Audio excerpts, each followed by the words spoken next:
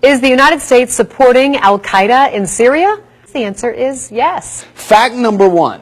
There is no question that al-Qaeda fighters are part of the opposition forces attempting to overthrow Syria's government. Fact number two. The creation of al-Qaeda wasn't Islamic fundamentalism.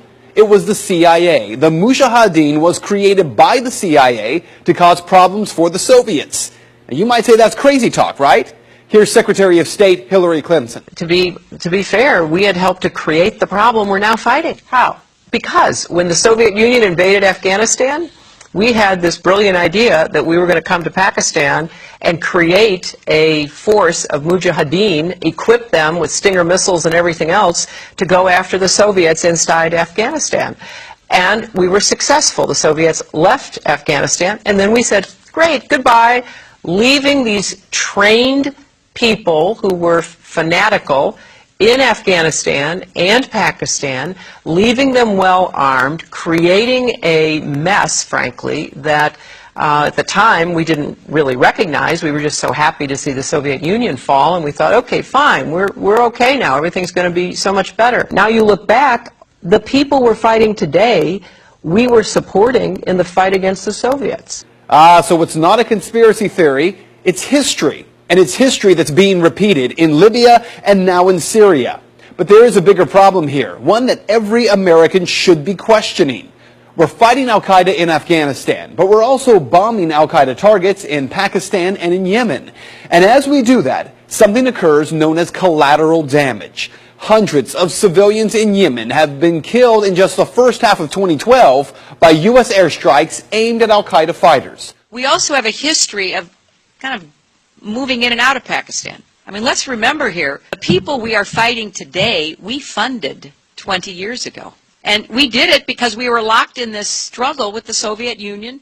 They invaded Afghanistan, and we did not want to see them control Central Asia.